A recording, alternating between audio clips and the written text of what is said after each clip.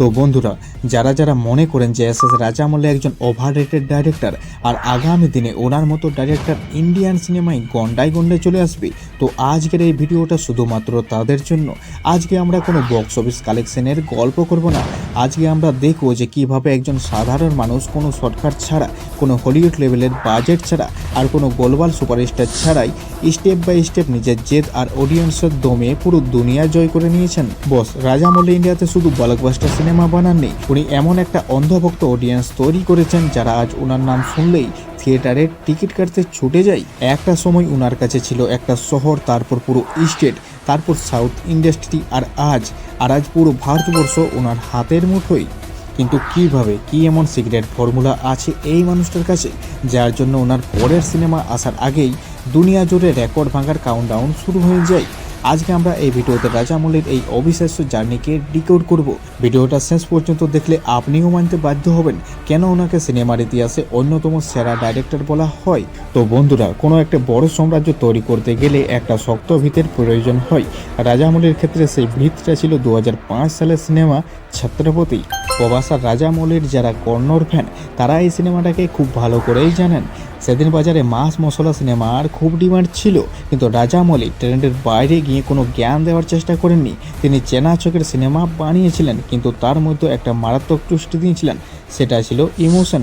আর আজকের ডেটে রাজামৌলির ফিল্ম বানানোর স্টাইল যদি আপনারা ভালো করে নোটিস করেন, তাহলে একটা জিনিস দেখতে পাবেন, ওনার সিনেমার হিরোরা কিন্তু জন্ম থেকেই সর্বশক্তিমান বা ভগবান হয়ে জন্মান না, বরং রাজামৌলি ওনাদের লড়াই, ওনাদের কষ্ট আর পুরো জার্নিটাকে স্ক্রিনে এমনভাবে দেখান যে থিয়েটারে বসা দর্শক ওনাদের সাথে ইমোশনালি কানেক্ট হয়ে যায়। আর যখন সেই হিরো অন স্ক্রিনে গর্জে ওঠে, তখন হলের পাবলিক সিট ছেড়ে নাচতে বাধ্য হয়। আর এই সিনেমা থেকে প্রবাস স্টার হয়ে ওঠেন আর রাজামৌলিকে পুরো স্টেট চিনতে শুরু করে। কিন্তু ওনার লক্ষ্য তো আরও অনেক দূরে ছিল।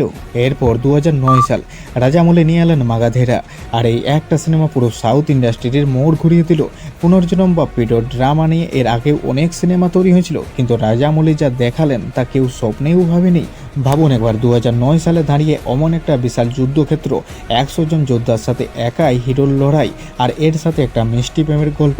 পুরো বিষয়টাকে রাজামৌলি এত বড় স্কেলে প্রেজেন্ট করেছিলেন যে সাউথ সিনেমা রাতারাতি স্মার্ট হয়ে গেল।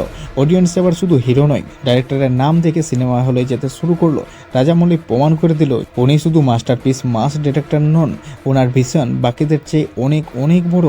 কিন্তু রাজামৌলি যে আসলে জিনিয়াস সেটা বুঝতে পারলো যখন তিনি রিলিজ করলেন মাক্ষী।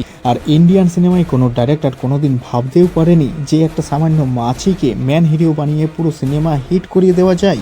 আর এই সিনেমায় কোনো প্রভাস, রামচরণ বা জুনিয়র এনটিআর কেউই ছিল না, ম্যান হিরো ছিল একটা ভিএফএক্স মাছি। কিন্তু রাজামৌলির গল্প বলার ক্ষমতা আর ইমোশনাল জোর এতটাই বেশি ছিল যে থিয়েটারে বসা দর্শকরা ওই মাছিটার কষ্ট দেখে কেঁদে ফেলেছিল আর তার জয়ে হাততালি দিয়েছিলেন। আর এই সিনেমার পর তো ইন্ডিয়া আছেই, এমনকি চীন এবং নর্থ আমেরিকার মতো গ্লোবাল অডিয়েন্সেও রাজামৌলির নামের ফ্যান হয়ে গেল। সবাই বুঝলো যে হিরো যেই হোক না কেন, আসল খেলাটা খেলায় পর্দার পেছনে এই জাদুকর। আর এরপরেই এলো সেই সুনামি যার নাম বাহুবলী।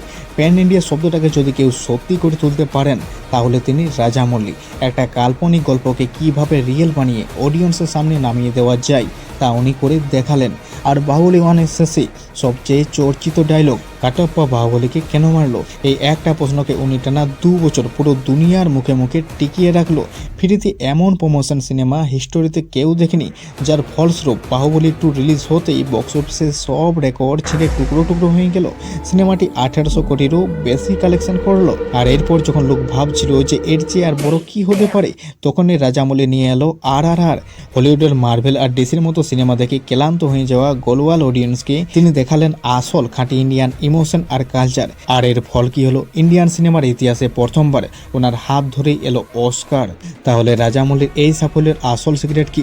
ওনার গল্পের প্লট কিন্তু খুব সাধারণ, সেই চেনা বদলা, বন্ধুত্ব, ভালোবাসা আর মায়ের ইমোশন। কিন্তু ওনার ইউএসপি হলো উনি অডিয়েন্সকে কখনো কনফিউজ করেন না, উনি খুব সততার সাথে সিনেমা বানান। উনি দর্শকদের দেওয়া প্রতিটা কথা স্ক্রিনে ডবল করে ফেরত দেন। ওনার সবচেয়ে বড় ক্ষমতা হলো প্রতিটা সিনেমার সাথে উনি ওনার অডিয়েন্সের সাইজটাকে আরও বড় করতে থাকেন। উনি বক্স অফিসের কালেকশনের পেছনে ছোটেন না, উনি ছোটেন অডিয়েন্সের বিশ্বাসের পেছনে। শোনা যাচ্ছে ওনার আগামী প্রজেক্ট আরও বিশাল স্কেলের হতে চলেছে, যার বাজেট নাকি আকাশ ছোঁয়া। আর সেই সিনেমা আসার আগেই কিন্তু পাবলিক ডিক্লেয়ার করে দিয়েছেন এটা অলরেডি ব্লকবাস্টার আর একেই বলে ব্র্যান্ড ভ্যালু। আর সেই ব্লকবাস্টার মুভির নাম আছে বারাণসী। মহেশবাবুর সঙ্গে তার আপকামিং প্রজেক্ট আসতে চলেছে। এবার দেখার বিষয় থিয়েটারে রিলিজ হওয়ার পর এই মুভিটা কী রকম ঝড় তুলতে পারে আর সবশেষে কত কালেকশন হতে পারে এই মুভিটাতে। তো ভিডিওটা শেষ পর্যন্ত দেখার পর এবার আসল প্রশ্নটা আপনাদের করছি, আপনাদের কি মনে হয় আগামী দিনে ইন্ডিয়ান সিনেমায় এস রাজামৌলির থেকেও আরও বড় ডাইরেক্টর আসতে পারবে? আর যদি আপনাদের উত্তর হ্যাঁ হয় তাহলে কমেন্ট বক্সে ওনার নামটা অবশ্যই লিখবেন, কারণ যার নাম সবচেয়ে বেশি আসবে তা নিয়ে খুব তাড়াতাড়ি একটাই ভিডিও আনবো। আর বাকি যদি ইন্ডিয়ান সিনেমার এমন ইনসাইড গল্প আর ফ্যাক্টস রিয়ালিটি দেখতে ভালো লাগে তাহলে অবশ্যই আমাদের চ্যানেলটাকে সাবস্ক্রাইব করতে ভুলবেন না। চলুন এরপর দেখা হচ্ছে আমাদের পরবর্তী ভিডিওতে।